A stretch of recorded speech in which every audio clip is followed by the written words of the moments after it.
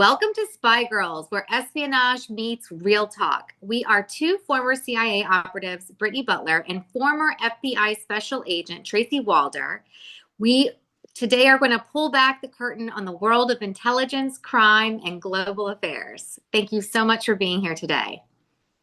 So today we're going to talk about Tracy and I's transition from our world of espionage, crime investigation to motherhood and, kind of transitioning into these roles that aren't quite as dangerous, but can be just as challenging sometimes, I think. So I would love to hear from you first, Tracy, about what that transition was like. How did you navigate that? Was it hard? In what ways was it difficult? And in what ways was it, I don't know if you feel the same way. For me, it was a little bit of a relief to kind of be out of that world. Please share. Yeah, so it's really interesting. It's part of why I left the agency. And I was in a different place, I think, life-wise than you were. Obviously, I was not married, no boyfriend, no family. But really, I think what was like this catalyst for me leaving is actually a specific instance. I was in a North African country working on some CT stuff there. And one of the officers that I was working with, he had invited me to his home, to have dinner. His wife was just awesome, and they had two little kids. And I ended up staying quite a while and talking with his wife for like hours. She was just Hmm. an awesome woman. And, Yeah. she was, I think I was 25. I think maybe she was like 31, not too much older than I was. And she was miserable, like Mm-hmm. hated every part of her life, hated being overseas, hated moving her children all of the time. Hmm. And was so unhappy. She was actually a dentist. That was her background, and she felt like she was unable to do anything personally, right? That she like wanted Yeah. to do Yeah. more at that point. And her kids were unhappy. She was unhappy. She was unhappy, Yeah. and it really like changed my perspective to like listen to her because I was surrounded by other women who were just like me. Like we would Yeah. literally all go out and party together and like have a Yeah. good time. Whatever. So talking to her, I don't want to say completely changed. I have my own mind, but it really made me like stop and think, like, is this the life that I want? Is this what I want? Do I want to travel or move every year, every 2 years, depending on what country I was in? Is that what I wanted? And the answer to that was actually absolutely not. It was not the life I wanted. And Yeah. so that's when I made the decision to actually start applying at the FBI because I thought I could do that stateside. It would be much more stable. I know that sounds crazy, but like Yeah. you'll understand, I'm Yeah. sure, but it would just be more stable because I don't want to change the CIA. It's an overseas intelligence gathering organization. It's not my job to change that, but I Yeah. didn't want to be overseas and traveling that much anymore. And at one point I did want to have, I guess a family Yeah. and a Yeah. life. And it's so funny. Obviously I left and went to the FBI. I met my husband the week after I resigned from the FBI. Isn't that Oh weird? my gosh, I that's know. crazy. Very, very strange. Like how that all, I think that was just like when I was supposed to. My very best friend from the agency, we had absolutely no idea until I told her that I got engaged. She Mm. went to high school with my husband and was his really good friend. Oh my So I gosh. know it's Oh very weird wow. how it's all connected. But Yeah. Yeah. for me, the separation was like a little bit different, if that Yeah. makes any sense, than Yeah. for you. But it Yeah. was the sole reason that I left was this idea of where did I want to be in 5 years, 10 years, Hmm. all of that. And I Hmm. do think that if you have children and both spouses, let's just say both spouses Hmm. are in Yeah. pregnancy, someone is going to have to remain stateside. And Right. that's not what I wanted to do. And Right. it was time to leave. Yeah. Yeah. Absolutely. I feel like it's so important to hear if you are considering a career in intelligence. Especially with the CIA. I think women need to understand the sacrifices that you have to make. Unfortunately, to do that job, I think it's not a career path that you can easily navigate I mean, I think to a certain extent, all careers are really hard for, and I'm going to speak about women because I'm a woman. I think it's really hard to juggle motherhood in any career, but then you add in the requirements of the CIA, and especially where Tracy and I were in the director of operations, in order to really progress in your career, you have to live and work overseas. It's like a non-negotiable. And at the time when I was there, you had to do war zone Yep. tours. So that Same meant here. yeah, like unaccompanied, like Yes. you're out in the field for 2 years without your spouse, without your family. And I remember whenever I was in my, obviously in my early 20s when I was getting trained up to go overseas, I was in this Glock training class with all these other women, right? And we were all like kind of bunking together. So at the farm, it's kind of like you're at camp again as a kid. Like it's not glamorous at all. Like you're out in the middle of the I woods could and you're, hear the mice on the oh ceiling on God, my floor. I so think I put that gross. in my book. Like you could hear their little Oh, chitter gross. Yeah. chatters. There's nothing that you could do to get me to go back there. Nothing. Yeah, it's not glamorous. So, I mean, you're like taking, showers with shoes on and stuff. Like, it's not fun. So, yeah, all these women that I was talking to, like, they were all divorced. They're on their second marriages. Like, no one had like a fun story to tell about how they were like traveling all over the world with their spouse and they were happy, like, and they pulled me aside and they're like, do you know what the divorce rate is in the Yes. direct operation? Like it's like 80%. Someone Like told me it was 75% when I was yeah, there. Yeah. yeah, it's so crazy. So again, like motherhood is hard enough, marriage is hard enough, and I've always been a bit of a realist about like just life in general. Like I didn't want to be up against those odds as much. But of course, like I was also like, in my 20s, so I thought, well, I could do it. I could figure it out. I can figure out a way to navigate all this. Were And it you wasn't married when you got into the agency? no, I Okay. was newly, let's see, I met my now husband whenever I was working there. Got it. So Okay. yeah, we were like I was in for maybe 2 years before we met. Okay. And my husband has nothing to do with the intelligence Neither community. does mine, and I love it that way. I do too. I do too. And like I think maybe it works better if like you do have a spouse that's in the intelligence community. Um it wasn't something that was interesting to me. I don't know why. I mean, there were lots of really nice people, but Yeah, of course. I never dated anybody at work. And so yeah, so anyway, I knew that my husband, his work probably wasn't going to take him overseas. So it would be just me kind of like, going off and doing these things. And so whenever I met, I worked with a case officer in Jordan who, I don't know if I talked about this before on the podcast. Stop me if I have, Tracy.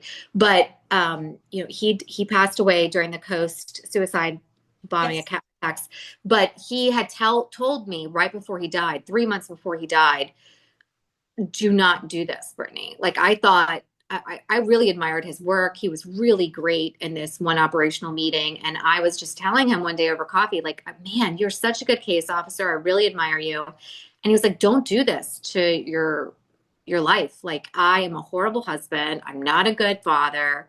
It really makes family life difficult. And that stuck with me, but I didn't have the full act, like I didn't fully understand it until married my husband and started having children. And then I was like, holy shit, like this is really hard to navigate. And I was exhausted all the time. I had a 2.5-year-old whenever I was working in Afghanistan, Pakistan division, and I was pregnant with our second. And I mean, I was like an elephant. I was so huge with yeah, I'm not even kidding. Like I was so big with both my pregnancies. I would get stopped all the time. We had, I was working in one of the outbuildings and we had these, I forget what you call them. They're like security officers, but they like kind of the green jacket people. What are they? You know what I'm talking about? Yes. So they would always stop me, this one woman, and be like, "Are you sure you're not having twins? Like, are you sure?" Like, because I was just so enormous. Like, I had a 9 pound baby, 10 pound baby, and another 9 pound baby. Like, that's how big my babies are. But I was just like so uncomfortable. I was working all these long hours, and I thought, gosh, I have got to get. I don't know. I can't do this anymore. I can't maintain this. I can't be the kind of mom that I want to be to my little boy. And I had a hard time transitioning. When I had to go back to work, like just we had a nanny at the time, and the nanny would like send me photographs of Colin, my oldest, and I would just sit there at my desk and cry. Like I would switch from the classified network to the unclassified network and check my email. And I'd look at these pictures of my baby and I'd just like be crying. And then I'd like switch back over and then like be targeting the Taliban, like it Yeah, was the like, dichotomy is really weird. it's really weird. Yes.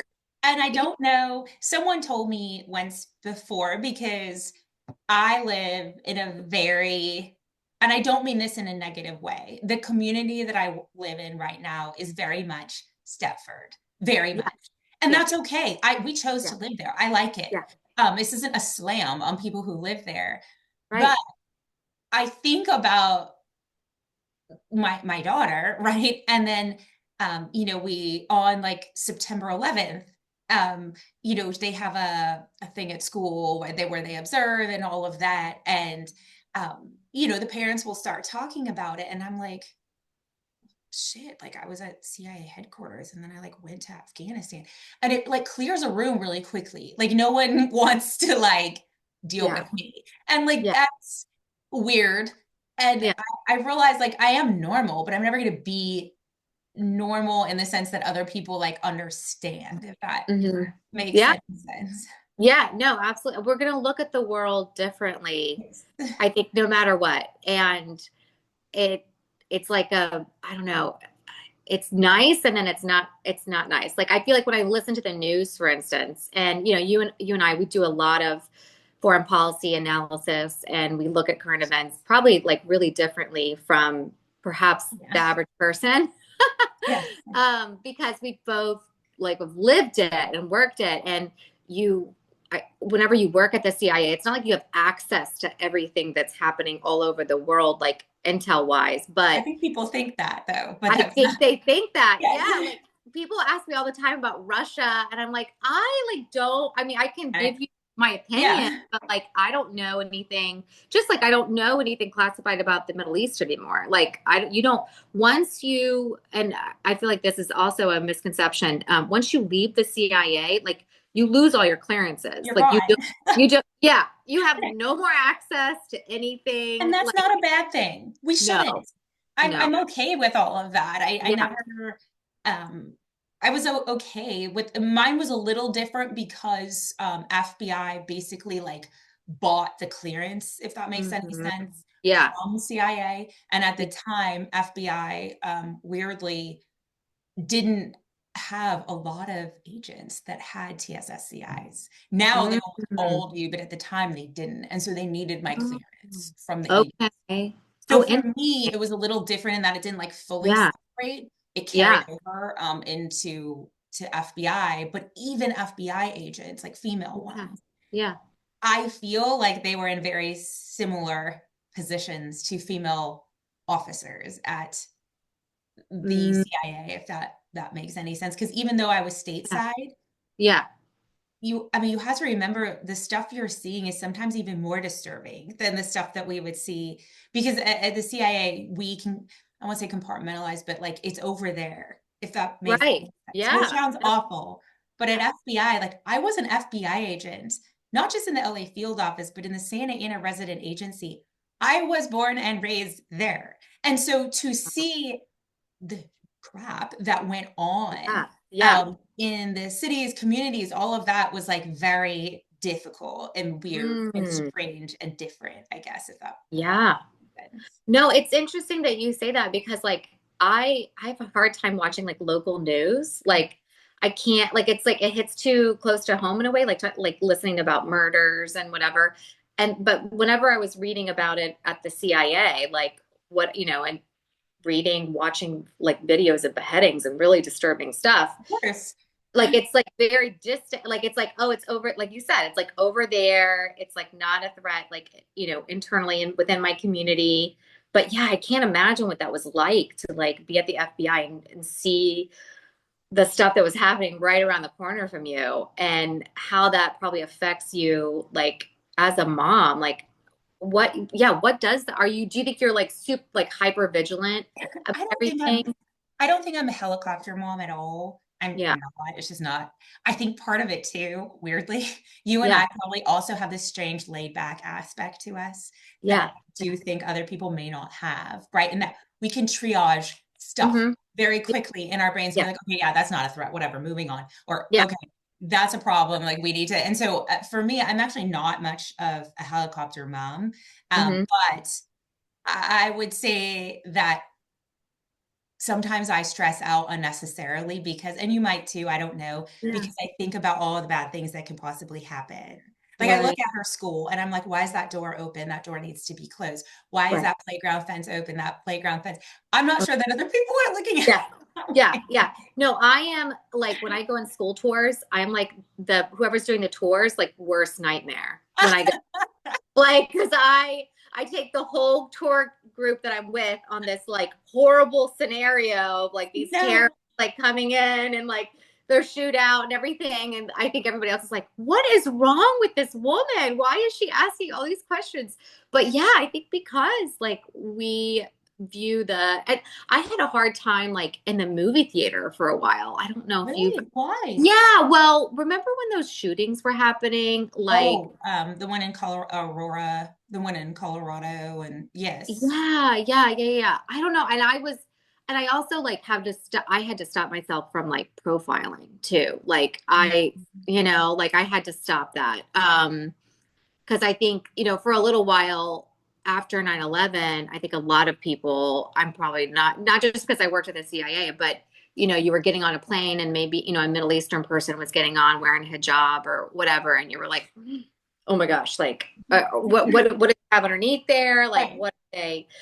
So, but then there's this opposite side of me that like I like really want my kids to be friends with people outside of our culture and our religion. Like I Me really too. want like whenever my oldest, like he was like really good friends with a Muslim boy. And I was like, this is awesome. Like I want you to know all about like their holidays and what they celebrate. And, and some of our best friends are Jewish and obviously we're good friends. And, I just like, I have that side of me too. So yeah, it's strange. And It's I just, impart that in my daughter, yeah, actually. So yeah, she's got this little threesome, they're best friends, and it's a Muslim, a Christian, and a Jew, which I was like, yeah. this is, This is and great. so she's Yeah, Jewish, obviously. And yeah, then there's the Muslim little girl and a Christian. But what's interesting is she's 10, almost 10. And I know your kids are kind of in between all of yeah. They're all those over the place. ages, but they Yeah. talk about stuff. They do. They talk because I Oh, think parents or wow. whatever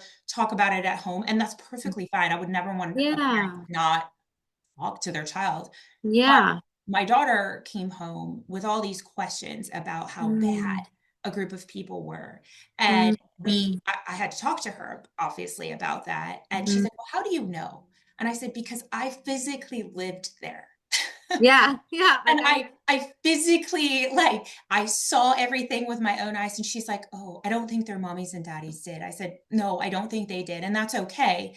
I said, Yeah. but I lived there. And so if you Yeah. have questions, I want you to come to me because I Yeah. can tell you from. And so I do think in a way that's a really good thing that we can impart on kids. Yes. No, absolutely. I really hope that my kids do that. They think that it's funny. My husband, he travels pretty often for work. And they're always like, gosh, mom, I always feel like nervous when daddy's not here. And I'm like, your dad has never shot anything, any gun, never been to a war zone, like You never and I been in married a the same person, Brittany, because my husband's the exact same. yeah. Oh, Yes. it's so funny. And I'm like, guys, like I am the top one. How do you and it's funny because like my husband recognizes that and he Same doesn't with mine. feel Yeah. unmasculated at all. And Neither does mine. he's like, yeah, he like loves that I'm like, had background or whatever. He doesn't feel intimidated at all by it. But my boys, they still can't they're still like, oh, daddy's the tough one. It's so weird. I don't know. That's my husband too is just like yours, like crazy supportive, right? Like Yeah. of everything I've done. He does not feel emasculated at all. He's very Yeah. secure in like his manhood, all of Yeah. that.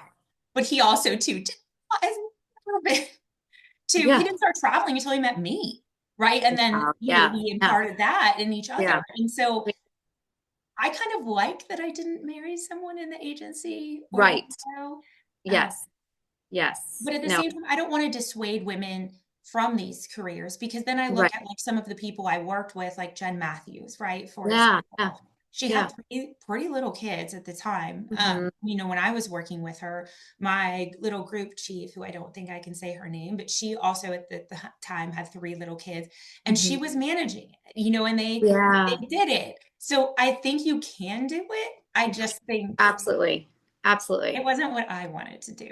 Right. And that's what it comes down to. It's like, yeah, it's like anything, any kind of work job that you pick. It's like you have to really, it shows if you really want to do that kind of work. And you do have to be really good at compartmentalization. I think it's really healthy to like be able to just shut it off. And that's definitely an advantage of working in a classified environment. Like Oh you yeah. cannot bring your work home with Nope. you. Like physically, It's like great. you can't. It's great. There's no emails that you have to respond to.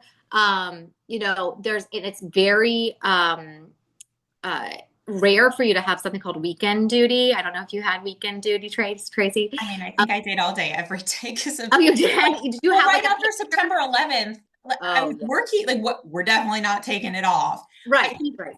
as the years passed, past Yeah. that, I didn't have weekend duty like as much, if that makes sense. Right, Yeah. right, right, right. Yeah, I remember like I felt like a little bit special because when I would have the pager for like Oh weekend yeah, the duty. pager. Yeah, and I'd be like, this is my pager from the CIA. Yeah, I'm so cool. And Matt's like, we're not really I cool. forgot You're about the not pager. cool.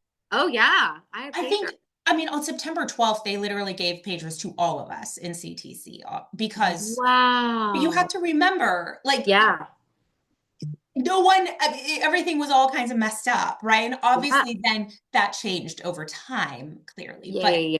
but Yeah. yeah, I mean, I don't know how people with kids did it, like right in the wake of on September 12th, right? 2001. Like Mhm, if mhm. you had both parents in the agency in CTC, I don't even know how people would have done that. Which when I think about like the women I worked with that had children, none of their husbands were agency. Interesting. All of Yeah, their husbands were like ours, yeah, not, you know, and I think yeah. that works. That works. Yeah. No, totally. Absolutely. So Tracy, how did your transition like you left the FBI and then what did you do? I went to that. I became a history teacher. Okay. Yeah, So I became, that's what I wanted to be when I grew up. So I became a history really? teacher. Okay, Mhm. okay. And you've been with that for a while. I do So not teach high school history anymore. Now I teach okay. criminal justice in college. But yeah, Okay. And was that hard to like go from like FBI to history teacher? Like, did you feel like your work was any less important or did you feel like you had more of an I impact? felt very judged. So I was Okay. really excited. That was I wanted to do that. Like that, it Yeah. wasn't, no one fired me, right? Like this Right. is, I left because that's what I wanted. Neither of us were fired. I Right. left because that's what I like wanted to do now. I'm Right. good. Right. I'm still satisfied. This is what I want to do. But the Yeah. amount of people, family member, not my immediate family, that were like, you're Yeah. so stupid. Why would you just want to be a teacher? You're so downgrading your life. Like, I mean, it was pretty, yeah, Wow. the amount Oh, of judgment that I had, and that I still will sometimes get from people who are like, well, she obviously couldn't cut it, so she just became a teacher.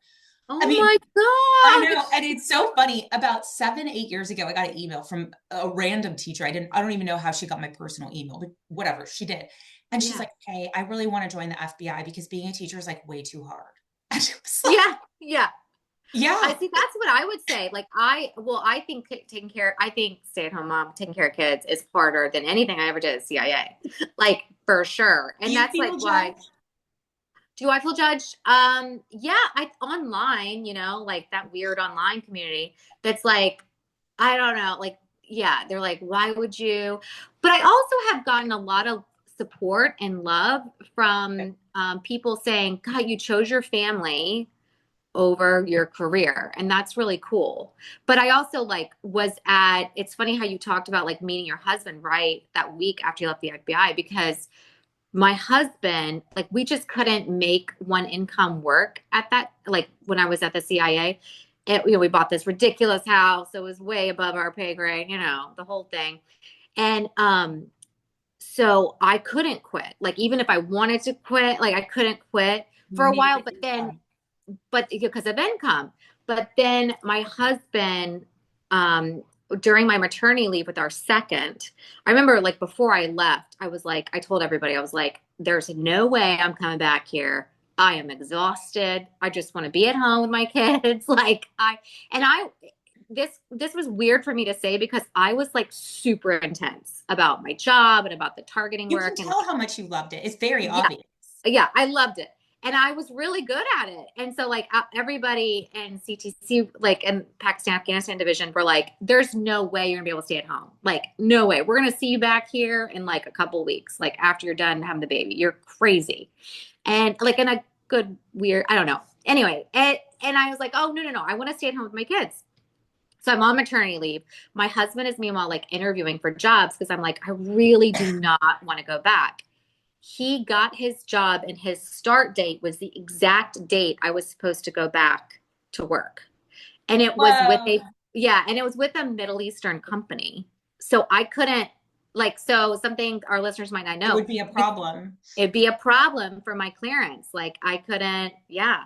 So Did you everything works become a out stay-at-home mom? So immediately after you, immediately. Yes, yes. interesting. So like I was going to return to work. This was like in August or something. I had the baby and I had my son in February. I had like a pretty extended maternity leave. I'd saved up a bunch of That's great. leave and time. Yeah. But I was going to go back to work like right then. And I called my boss. I'll never forget it. And I was like, guess what? I'm not coming back. And they were like, and they were so, I don't know if you have this experience at all, but I feel like everybody I worked with was always trying to find a way out. Like everybody, like really, everybody was like, I need to make more money. Like people were getting older. So, we were all getting older. When we were in our 20s, we're all like, yeah, I don't care about making a lot of money. Like, I just want to do a cool job. I would have a cool Yeah. job. But then like I think I reality started sunk at in. an 11, right? Which is not Yeah. Yeah. high. But by the time I left, I was probably 13, 14. And so then you have Yeah. to find an Hmm. equivalent Yeah. pay scale. Right. And it's tough. I mean, it's tough. It was tough at that time to meet, like, get those higher jobs. Like the 13, it was like not a lot past that Yeah. you could really do with, especially without going overseas. So Oh, it, 100%. it was like, okay, I really needed to, I was either going to stay or I was going to like go overseas and like leave my family and stuff. So, It's a weird um, coincidence. Were you it, happy though, being a stay-at-home mom? oh my gosh, So I was happy. so happy, so happy. But I also like I definitely had moments where I was like, because at the CIA, you are in a vault all day long. All So day like long. you'd go to work and it would be dark outside, for example, and then you would leave and it would be dark outside. So it was like a very, I don't know, dreary life in some respects because like you didn't see the sun. Like really, unless you like went outside your vault to like go get coffee at Starbucks and like go for a short walk in the courtyard. I remember like everybody was pasty and everything in like February. And so like when I initially got out, I would take my kids on these picnics outside in the sunshine. Freedom. Like, yeah, I felt like I'd been like broken out of jail. Like I was like so happy and thankful to be able to be with my kids. But then of course, like as the years went on, I was like, I really need something more. Like Yes. I love my kids so much, but I really need something else. And I always told myself once I got out of the agency that I would work for women's rights in the Middle East. And so I joined Women for Afghan Women and started doing work for Oh, them. And I found that to be like such a rewarding experience so and meaningful. so meaningful. But then I worked alongside these women that were like, dude, you should like write a book one day. And I was like, it never occurred to me, just like it never occurred to me to join the CIA. And I just started writing one day and I found that and I just absolutely love it. And that's why I'm an author now. I love that. This, Yeah, I think this is just something that never gets talked about at all. And I'm really glad that we did, to be honest I with know. Me too. Me too. Yeah. So thank you. This has been so great. Thank you everyone for listening. And please don't forget to subscribe to our YouTube channel, Spygirls. And please do submit your questions. Put your questions and any comments that you have. We'd love to hear from you. Thanks so much for tuning in. Thank you.